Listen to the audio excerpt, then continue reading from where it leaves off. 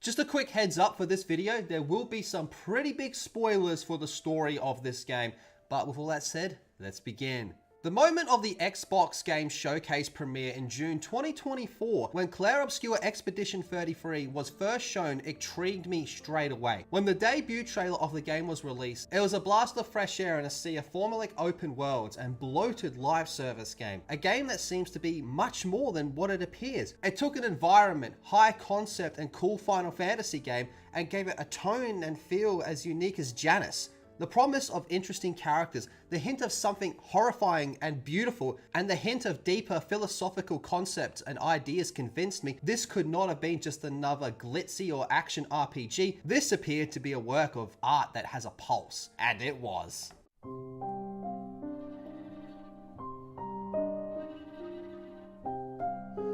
The world of Clair Obscur Expedition 33 is an extraordinary world of grief. No better example of this is present in Lumiere, the city which is the epicenter of the game. Beautiful to the point of physically painful, with distorted architecture, dramatic landscapes, and cities and elements literally taken out of the canvas of Art Nouveau. However, what is hidden behind that aesthetic wonder is far more familiar to a human being. Sorrow. The visit to Lumiere is not only a journey into the aesthetic fantasy, it is a plotting visit in a society dwelling under the perpetual threat of shade. Lumiere is a land frozen in time. Despite the wonder of the boulevards, the warm glow of the sun that illuminates the beautiful architecture and gorgeous backdrop scenery, there is a sinister undertone nagging the whole time, with the scenery of the background being warped or torn. This is all hinting to an event called the Gommage. Each year, a giant figure called the Paintress, resting at a monolith on the horizon, wakes up to mark a number counting down on said giant monolith, where everyone of that age will disappear into thin air, basically erased. A process that ends up being a ritual of loss, and such loss becomes a cultural scar that determines the way individuals live, love, and mourn. You can best see it in small, very human details such as the complex relationship between Gustav and his former girlfriend Sophie. The relations between them are touchingly tender, full of unsaid emotions and silent regrets. You can tell that they still love each other. It's obvious, but if there has to be love, however temporary, in a world where any year could possibly be their last, there is not much hope left. There are individuals who are so attached to every moment and are trying to make the most out of whatever is left. Others too, such as Sophie, are too far gone to dream or construct the future, overwhelmed by the inevitable. This kind of contrast between the living and the merely living makes the world not only sad, but even tragic. After this, we're introduced to what the expeditions are. The people of Lumiere volunteer to set out on their own odyssey to get to the Paintress and kill her. This is all to bring an end to all of the grief, loss, and early death that she is bringing every year. But the numbers of eligible people are dwindling, and just like the Paintress's countdown, they're down from their first expedition to 33. Central to such a world is the Gommage itself, a metaphysical and well as literal mechanic. The ritual itself is based on the French noun gommage, which means exfoliation as well as erasure, and therefore the thin line between being and nil.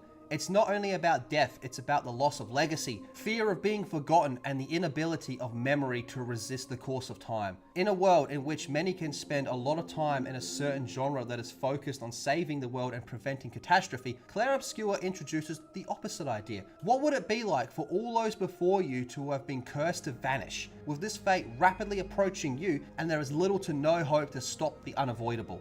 Such a question pervades the design of the city with the help of dark fantasy aesthetics, basing itself a great deal on the Belle Epoque period of late 19th century and early 20th century France. The game brings about an atmosphere that is both elegant and falling to pieces.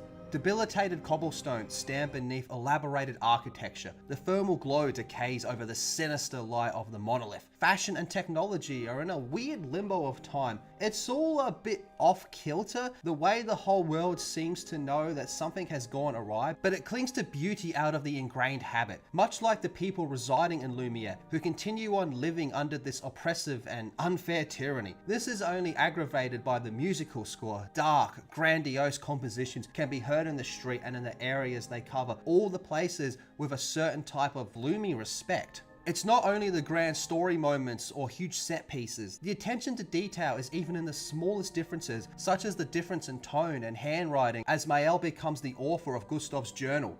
It is unobtrusive, yet it says a lot of things about identity and change, as well as the perceptions we as individuals see things. These silent instances are everywhere within the game, a kind of detritus of considerations and feeling that added texture to the human experience. To tell the truth, there is the symbolic gist of the plot, Monolith and the Paintress. The Monolith is an appalling visual chronometer, a brutal mockery of every citizen over fate and how little time he or she can possess. The Paintress, in her turn, is the hand of destiny and sorrow made concrete. Combined, they are metaphors of the human condition, the inescapable nature of death, the need to leave some trace, and the pain of seeing those traces going away. In Clair Obscur Expedition 33, world building is not the background of the game, it is the emotional and even philosophical drive. Each cobblestone, each mural, each unspoken gaze of an NPC is drenched in the conflict between the concepts of beauty and loss, time and memory, permanence and erasure.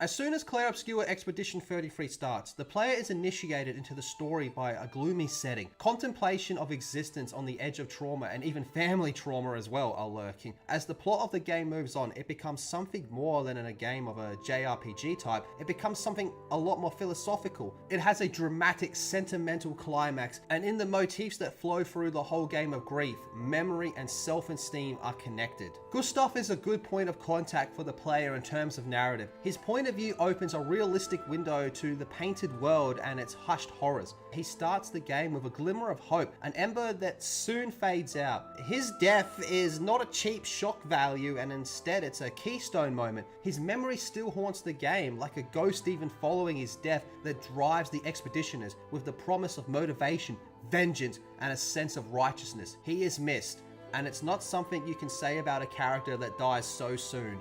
Mayal's arc is possibly the most full of all in the game. As the youngest member of the expedition, she is introduced as someone trying to get away from her suffering life in Lumiere. Initially a tale of adventures and exploration, it gradually evolves into a very personal confrontation with pain, loss, and the price of paranoia. In the last act, her part is brought to the foreground, not only story-wise but also thematically. She is among the two-player choice protagonists of the final confrontation, and the one as she stays in the world of the painting is commonly regarded as the bad ending, which I concur with this point. The fact that Mayal does not want to abandon the illusion contradicts the overall vision of the game, in which one must face the reality and move on. However, I emphasize with her, to say give up and move on and let it go is one thing, but there's a big difference between knowing how to do it and actually doing that. She's a regular person with regular pains, and it's easy to relate to her emotional vulnerability.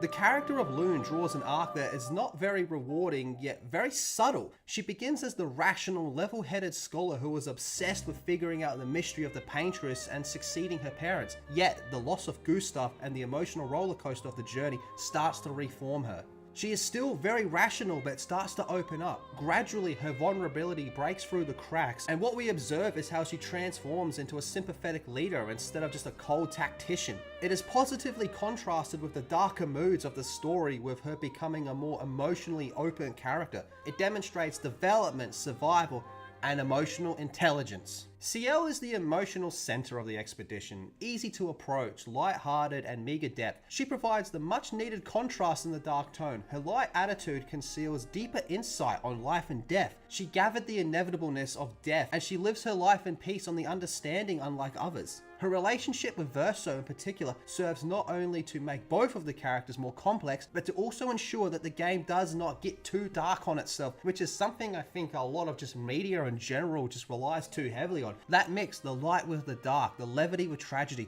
is one of the reasons that Expedition 33 is just so wonderful.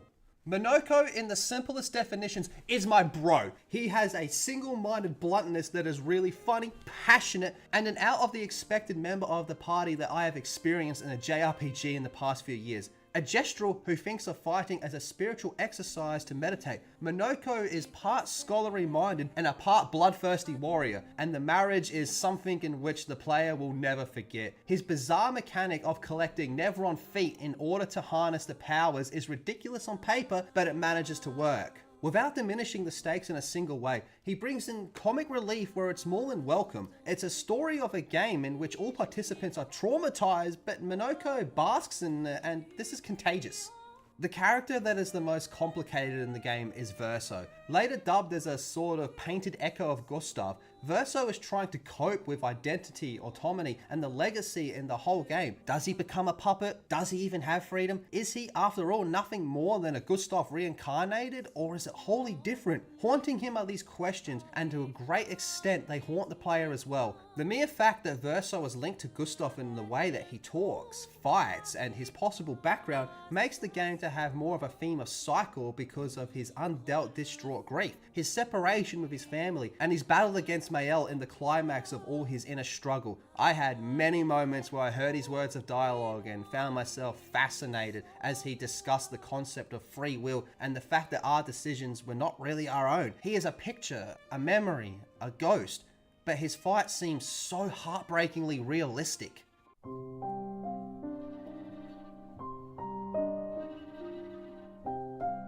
It's not one particular moment which characterizes the emotional curve of this game. It's everything. The death of Gustav, the mental breakdown of Lune, Verso's identity crisis, the final decision Mael makes has made Clair Obscur Expedition 33 one constant emotional roller coaster. At some point, I would just leave behind the controller and start taking in what I had witnessed. All the elements of writing, voice acting, and music blend so perfectly to raise the character drama to a level which just feels so human. I know I'm saying that a lot, but it's the best way to describe it. So human.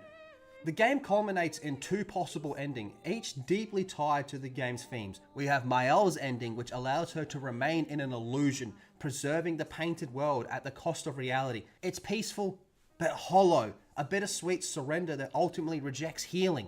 And then there's Verso ending, which is painful, violent, and filled with loss, but it tears down the illusion and forces the survivors to confront reality. It hurts, but it is honest. It's an ending about moving on. So you could sum up Mael's ending as a beautiful lie, but then on the other hand, you have Verso's ending, which is the sad truth. Both endings hit hard, but I firmly believe Verso's ending is the true ending. Life isn't about hiding from pain. It's about learning to carry it and continue forward. Pacing of the game is perfect. No dry moments and padding. Reveals and character progression are doled out in just the right speed, and the same can be said about new components of gameplay and levels. The third act, most of all, is where the game really opens up, narratively as well as mechanically. The world is big, the boss battles have become harder, and the emotional tension is up high. Although the third act is definitely going to be the most controversial, I personally feel that on my part, this was where the game was leading to the whole time. At its heart, Clair Obscur Expedition 33 can be discussed as a reflection on grief. It's about what it is to lose somebody, or to lose yourself, or how human beings struggle to save what must be released. However, as bleak as this subject matter is, this does not turn out to be a game that dwells in darkness just because it can. It's not merely just depression porn. There's something beautiful about all of this. There's catharsis, there's hope, and lastly, and most importantly, there's subtle advice here that grief may stay like a half-finished painting, but at least the healing starts once we've made our choice to pick up that brush again.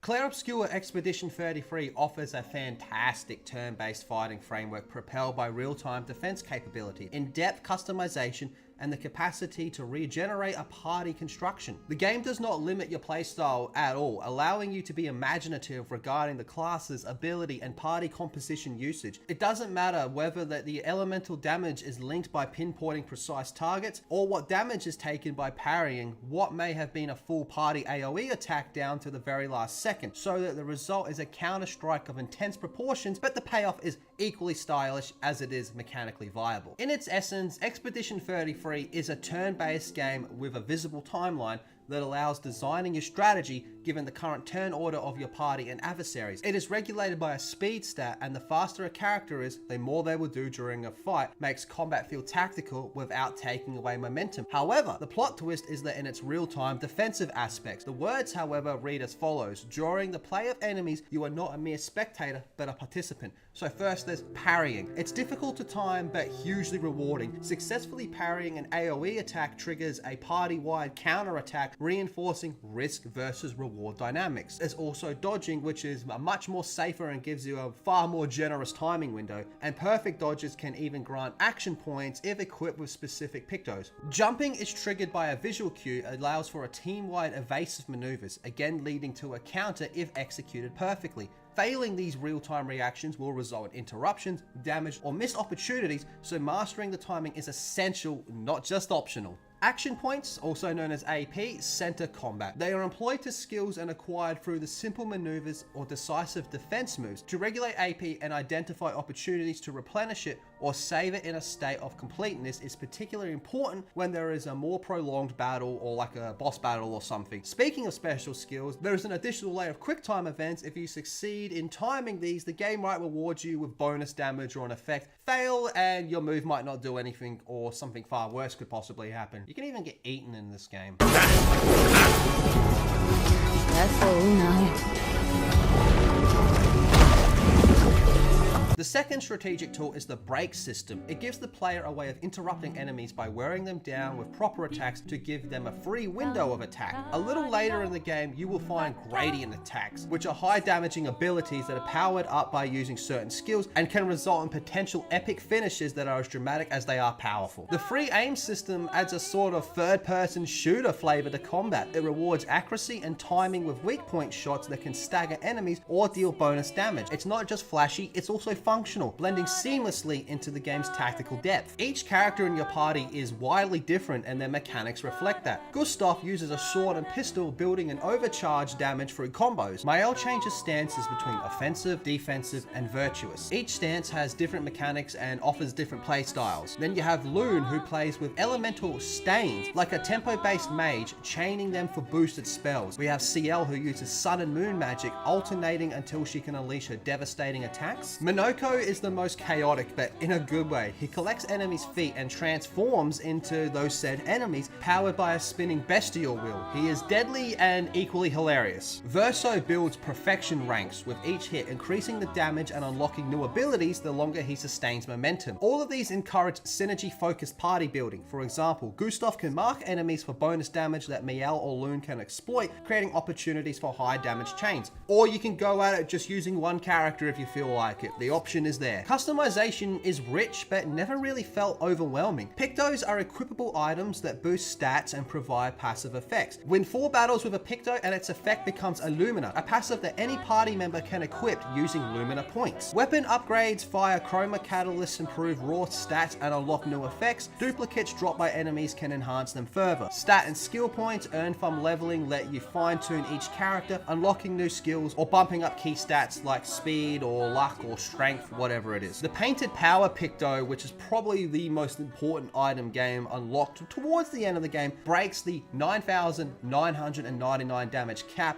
and is very crucial for endgame builds. This system lets players tailor characters to either solo boss content or act as team-based support, healing, damage, or utility. Exploration and roaming between battles is smooth and atmospheric. Switching between the party members is also possible as you wander on the continent or run through the dungeon. To make the world even more passionate, Esquire arrives, a functional character that provides the player with new exploration options, such as being able to fly or swim. And they happen to be linked to some of the best musical themes in the game, which enhance exploration into relaxing, majestic experiences between battles. The peculiarity of the game is that boss battles can be as narrative as well as they are challenges in the game. There is something really amazing about the moment when the Paintress, towards the end of her battle, starts to cast the Protect spell on your party. And that's just one example. There's so many that happen throughout the game, and these details make every key contact even more important. The challenge of the game is tough but fair. To beat at least some optional bosses, one needs to know all the mechanics inside and out, parry timing, AP control, and character synergy. It's not a place of any cheap fight, but it's hard sometimes due to the challenges of putting to test everything you know. Notably, the game does this very nice because it introduces new mechanics at a pretty decent pace without being overbearing, so to the point when things blow up, you are ready. In the end, Expedition 33 works because it takes an almost tactical combat engine, good mechanics, emotional storytelling, and some fairy tale-like fantasy and combines them into a very fluid battle engine. You can build yourself a high damage Miel, execute a full party counter parry, or get turned into a giant foot collector with Monoko, but the game will never give you a lack of means to surprise and challenge you. It's an outstanding combat design that does not disrespect either the player's skills or strategic thinking.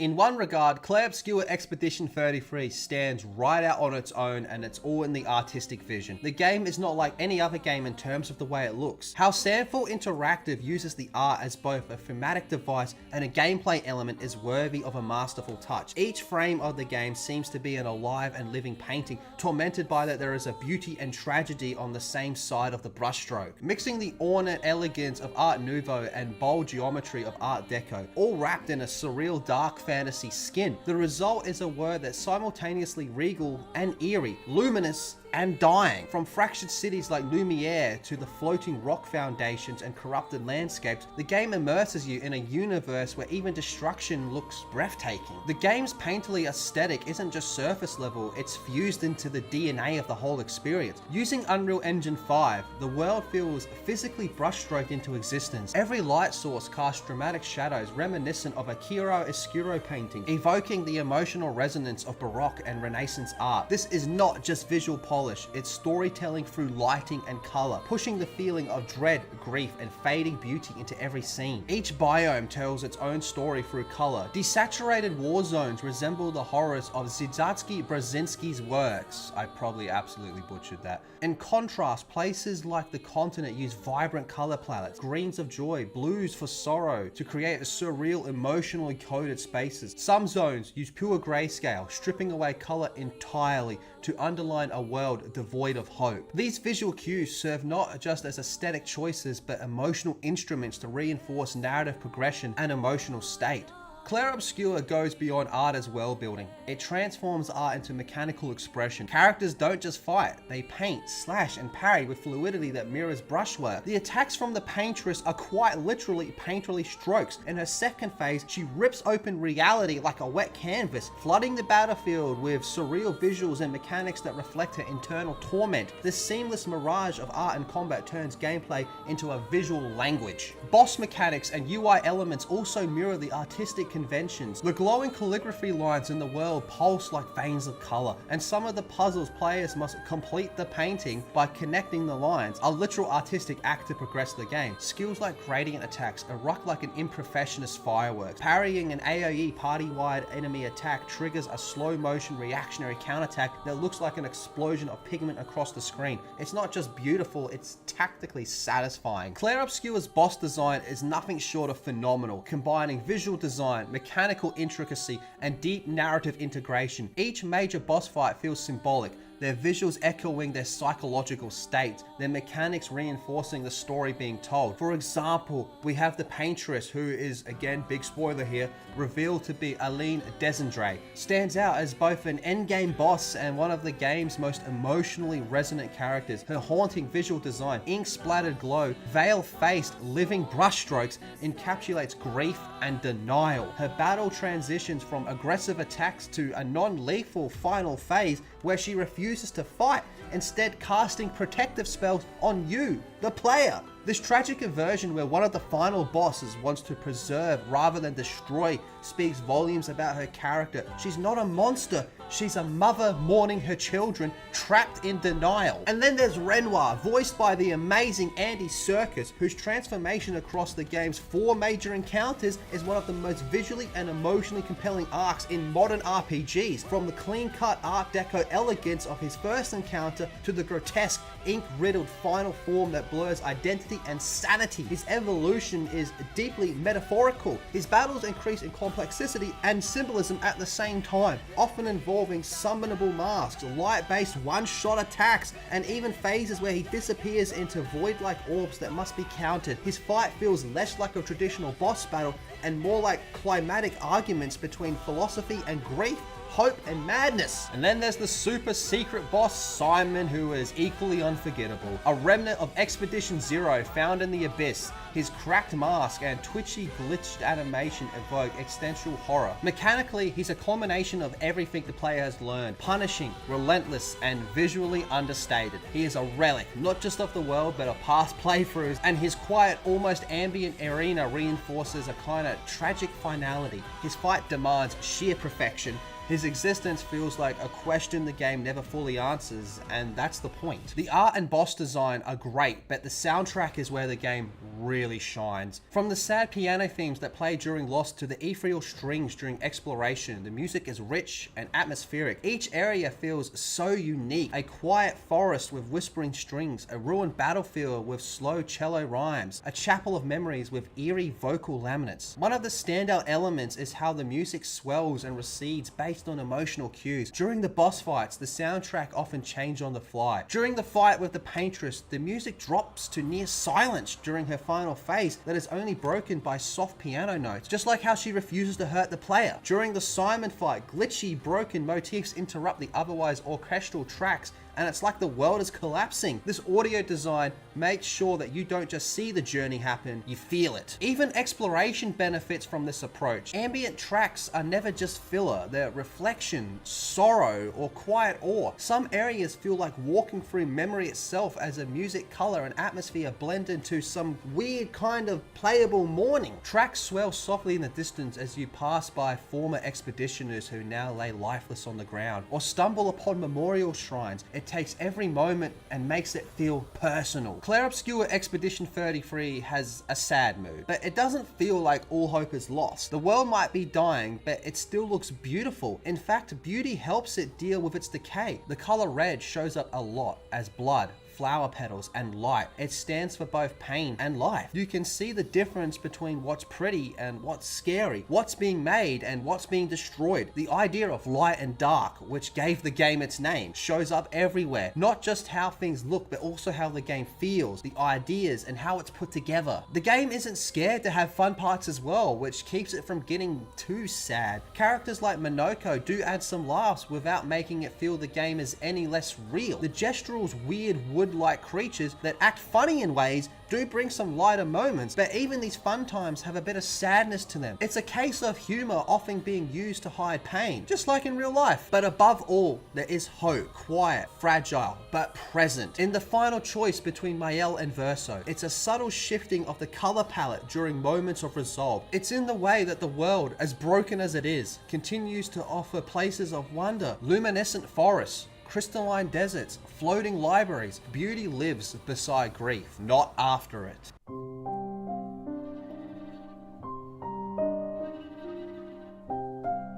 At its core, Clair Obscur Expedition 33 is about dealing with grief and trying to make sense of what we lose. Underneath its surreal, painted world is a very personal story, one that explores what it means to let go, make sacrifices, and to live with the memories that shape us. Whether it's through the two endings, its metaphorical game mechanics, or the emotionally charged moments between characters, the game leaves a lasting impression that sticks with you long after it's over. But grief in Clair Obscur is more than just a background theme. It's an engine driving the narrative, shaping every major decision and haunting every corner of the canvas. From the moment players are introduced to Mael and Verso, they step into a story already shaped by loss, the death of a brother, the collapse of a family, the ravages of the Gommage. What the game explores isn't just grief itself, but the different ways people respond to it. Mael's arc represents a deeply relatable but ultimately harmful desire, the longing to escape pain by preserving the past. Her willingness to basically become the new paintress and rebuild Lumiere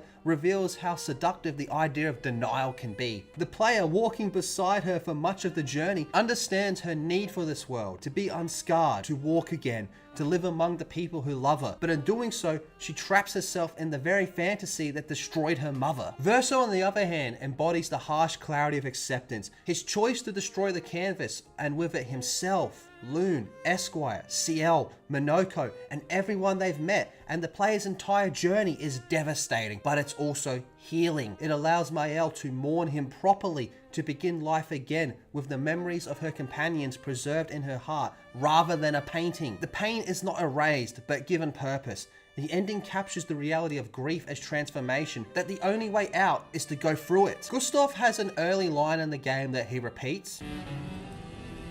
For those who come after. Right? And this becomes the game's quiet thesis. Early in the story, it seems like a simple platitude of generational duty, but by the time the final decision arrives, it lands with a gut punch. Whether it's Gustav's tireless service to the expedition, Verso's decision to destroy himself in the canvas, or Mael's alternate choice to preserve it at great cost, the game constantly weighs the morality of sacrifice. Who are we willing to save, and who do we let go? And this theme comes to a head in the final battle. The player is not simply choosing good or bad endings, they're choosing between self-preservation and selflessness, between comfort and courage. The music swells, past lines echo back, and the weight of every choice made before suddenly presses down. It's an emotional masterstroke, delivering the kind of player choice that transcends mechanics and becomes a mirror to real life. What do you hold on when everything is crumbling? Despite its melancholy world, Clair Obscur ultimately offers a hopeful message. Verso's ending does not revel in despair. It honors pain as something that, when acknowledged and accepted, can bring people closer together. In this ending, the family can stand together by Verso's grave. They are mourning, yes, but they are also healing. The family that had shattered under grief is slowly reforging its bonds, grounded in truth rather than an illusion. Even in the vision Mael has of her friends waving goodbye is a small miracle, a reminder that while the past cannot be relived, it can be remembered with love. These little moments, like the camaraderie of Expedition 33, the laughter with Esquire, the heart-to-hearts with Gustav or Sael, now gain even more meaning in the light of this ending. They mattered not because they were permanent, but because they were authentic. Art permeates every aspect of this game, not just in its aesthetics, but in its philosophy. The world of the canvas is literally a painted illusion, a dream sustained by grief created by Aline, and ultimately inherited by Mael. In gameplay, painting is used to create allies, alter environments, and even summon entire sequences. But this power comes at a cost. The more a paintress paints, the more her body deteriorates, shown by Aline's crumbling form and Mael's painted over eyes. Art is not just simply beauty here, it's also a burden. But it's through this lens that Clair Obscur treats art as a metaphor for grief-driven expression. In Mael's ending, her forced playing represents a loss of agency. It's only in Verso's ending where the painting finally stops does art fulfill its final role, not as an escape but as a tribute, a beautiful fleeting act that gives way to healing. The final battle between Verso and Mael is a culmination of everything thematically, narratively, and emotionally. It's not just about who wins, but what the player believes in. Both choices hurt, both require sacrifice. The brilliance lies in how the game frames the choice, not with exposition, but through emotion, history, and a deep sense of consequence. The player is not just making a mechanical decision, they are reckoning with their own understanding of grief, love, and what does it really mean to move forward. This is why the choice lands so hard. You're not just choosing an ending, you're choosing a worldview.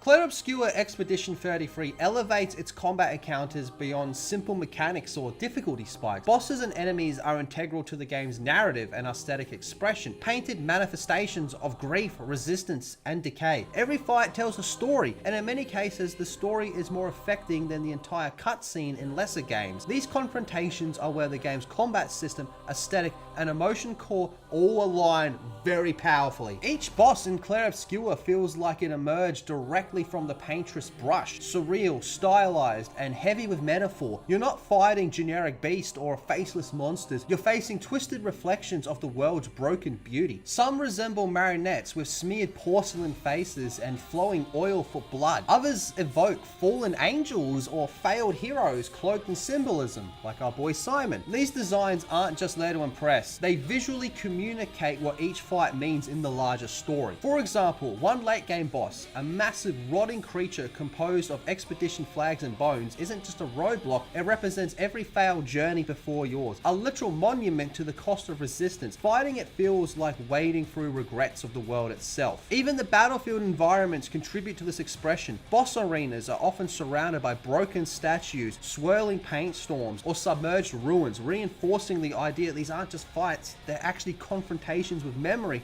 failure and the cost of legacy, which is what this whole game's about. The game's hybrid system shines in boss encounters. Real-time elements like parrying, dodging, and rhythm-based QTEs are often highlighted during these fights, requiring not just raw stats, but player skill and timing. The mechanical design for each boss often reflects the emotional theme or the stakes of that part of the story. The optional bosses of Clair Obscur is what tests the limits of your build, timing and knowledge of the game's system. These aren't just padding encounters, they're meticulously designed fights hidden in remote or cleverly disguised areas. Some require completing environmental puzzles, interpreting lore clues from journals, or returning to previously visited locations with new traversal tools. The reward for defeating these optional bosses isn't just powerful gear, it's a deeper understanding of the world. You find names, regrets, journals, and echoes of those who came before you. The fact that many players may never encounter these moments speaks to the game's quiet confidence. It doesn't scream for your attention, it whispers and trusts that you will listen. The regular enemies aren't just throwaway encounters either. They come in painterly forms, creatures draped in ribbons, masks, pigment-stained armor, and even oil-like shadows, often introducing new parry rhythms, area effects, or elemental vulnerabilities that encourage party experimentation. Importantly, enemy behavior reinforces Clair Obscur's emphasis on active engagement. Even standard battles ask the player to respond, not just act. The QTE timing, the parry windows, and even the enemy attacks telegraphed are all rhythmically tuned, not just mechanically, but musically, matching the score and visual animation. The result is a flow state style combat where each encounter, even against trash mobs, demands both attention and intention.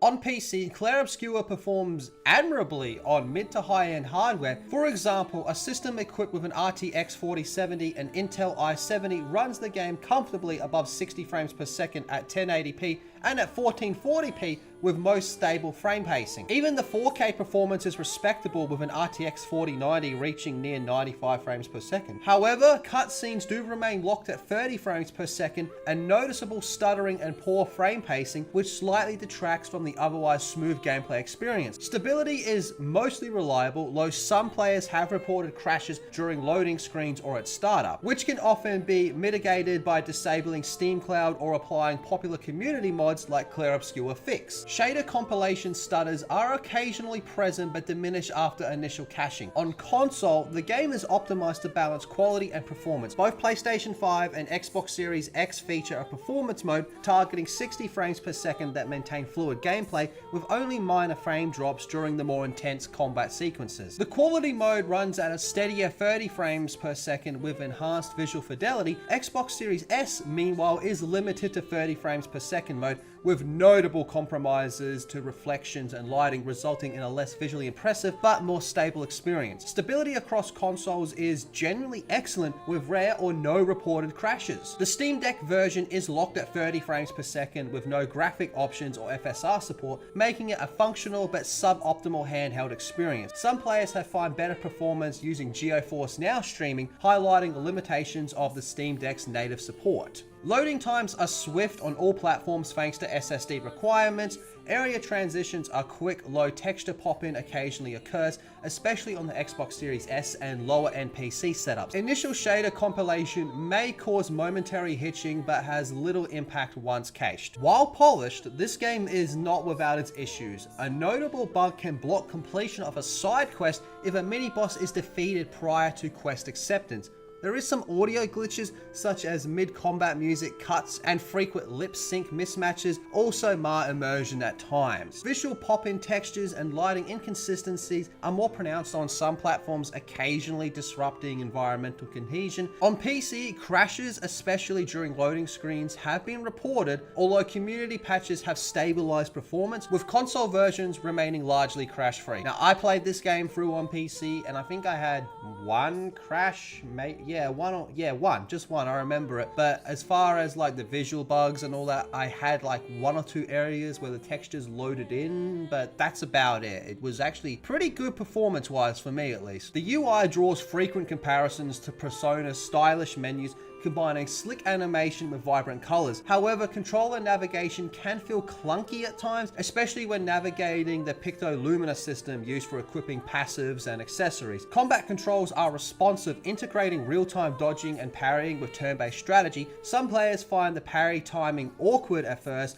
requiring adjustment. Platform mechanics, however, feel stiff and imprecise, detracting from the traversal enjoyment. Button prompts sometimes default incorrectly between Xbox and PlayStation layout. Low key bindings are customizable on PC. The game does feature comprehensive tutorials that break down its more complex combat systems effectively, easing new players into its hybrid style. Quality of life features like expedition flags functioning as checkpoints for health and item replenishment enhance pacing, and there is an option for auto QuickTime events to help mitigate difficulty timing segments. So PC does boast the most graphical customization and supports unlocked frame rates, ultra-wide resolutions, and detailed setting adjustments. However, it lacks native AMD FSR or frame generation support, though there is of course mods for that. Cutscenes can suffer from low frame rate caps and poor limp syncing when the game runs faster. Stability improvements often require community mods. Again, I didn't have any of those issues, but there are people saying it out there. PC and Xbox Series X deliver visually impressive experience with a stable 60 frames per second in performance mode and occasionally frame drops in quality mode. Xbox Game Pass availability on the Series X does improve accessibility. Xbox Series S runs at a reduced quality level with visible and diminishing lighting effects. Steam Deck users face locked 30 frames per second gameplay with no tuning options, resulting in a less satisfying experience than other platforms,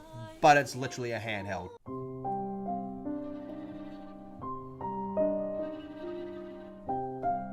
While Clair Expedition 33 delivers a deeply artistic and emotionally resonant experience, it's not without areas that could benefit from further refinement. These criticisms don't detract significantly from the overall impact of the game, but they do stand out against its otherwise high level of quality, particularly in areas related to interface design and mechanical convenience and platform-specific polish. So on PC, Expedition 33 can exhibit technical quirks that vary widely based on hardware. Stator compilation stutters are common without pre-caching, and rare crashes during loading screens or startup are often resolved only through community mods or by disabling features like Steam Cloud. Additionally, cutscenes locked at 30 frames across all platforms and exhibit poor frame pacing, creating noticeable visual drops that contrast with the otherwise smooth 60 frames per second gameplay and performance modes. While this does not break immersion, it does occasionally dull the impact of emotionally significant moments. Exploration in this game is generally rewarding, but platforming controls, especially when precision is needed, can feel stiff. Small jumps occasionally miss their mark due to rigid input windows or awkward surface collision, and some climbable ledges can blend naturally into the environment, making them easy to miss at times. But this adds a layer of frustration that interrupts the otherwise fluid traversal design. This is especially apparent in visually complex areas like the gestural beaches, where vertical puzzles and subtle platforming sequences can become tedious, not due to being overly complex, but due to minor control and visual clarity issues. Though the game's UI is stylish and visually nice, certain usability decisions hinder the moment-to-moment gameplay experience, particularly when it comes to menus, customization, and some basic functionality. Customizing characters via Pictos and Luminas is central to party progression, but the interface is unintuitive and overly segmented. There's no loadout presets or savable builds, which discourages some form of experimentation. Even small changes to character setups can require too many manual adjustments, especially when preparing for specific boss strategies. Losing a battle, especially one of the many challenging optional bosses, forces a reload back to the last flag checkpoint. This means players must sit through another loading screen, navigate back to the fight, and potentially repeat pre-fight animation or cutscenes. In 2025, with other JRPGs like Persona 5 offer instant retries, this approach feels outdated and just unnecessarily punishing. Despite the game's rich enemy designs and rhythm-based combat, the game does not offer an in-game system for tracking enemy types, elemental weaknesses, or status resistances. For a combat system that rewards smart counterplay, the absence of some form of a bestiary is a surprising oversight that hinders deeper strategizing.